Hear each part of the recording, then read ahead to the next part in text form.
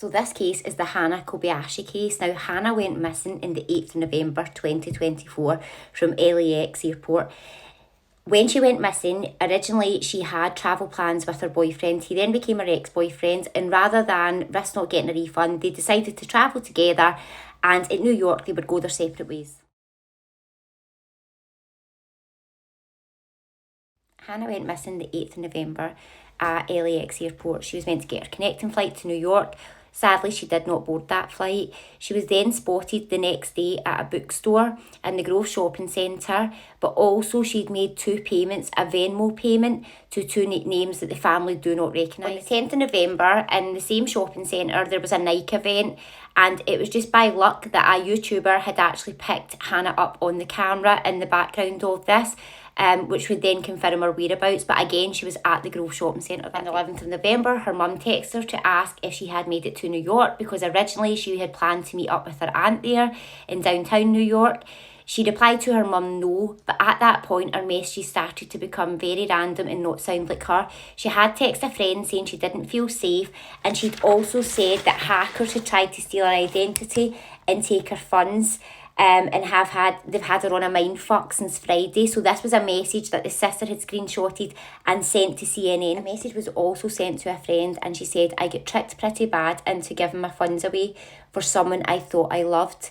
The messages were becoming more and more random, and on the 15th of November, the LA police put out a poster and basically said that she'd went missing and last seen at the airport. She's got freckles on her face and tattoos in her forearm. It had also been reported on the police Facebook page on the 17th that they had found surveillance footage of Hannah with an unidentified man, and she wasn't in a good condition, but they couldn't tell the time frame of when this CCTV had been taken. Now, Hannah's father, Ryan, had travelled to LA when his daughter went missing to help with the search and try and find out what was going on. He did appear in interviews, and he did say that Hannah loved to travel, she loved photography, art, music.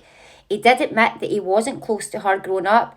We've had no contact for a while. I'm just trying to get her back. That's my main focus. Sadly, it was reported on Sunday, the 25th of November 2024, that Ryan had taken his own life. He was found in the West Century Boulevard at an address close to the airport, but it was basically at the bottom of a parking lot.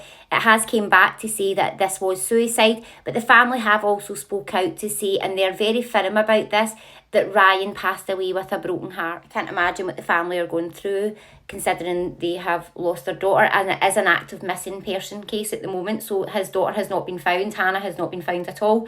But sadly, obviously, her father Ryan has took his own life. I'm going to come on and give you what I get psychically and why I picked up in this case so quickly. What I will say is, if you're easily triggered, switch off now. If you want to just know the facts of the case, that's the end part of this. The next part is the predictions and what I think goes. I find it very strange that her dad had no contact for so long, and then he was in LA very, very quickly. I think the family are missing out details on purpose, because psychically I get that they are worried that they're not going to gain the same public support. And what has been said already, that there could be drug trafficking, human trafficking involved in this. I don't feel it's trafficking for Hannah as such, but I do feel her dad has had some sort of connection to this.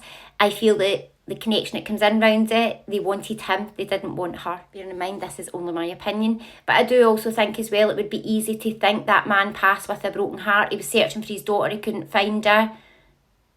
Well, why after 2 weeks would you just give up? Did you know she was dead? Because no one else knows she's dead. It's still an active case.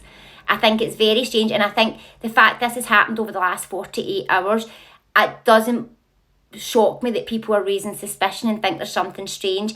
I do feel it is connected heavily to her father, but I also feel it's connected to Corrupt Place and gangland that connects around California and LA and things like that.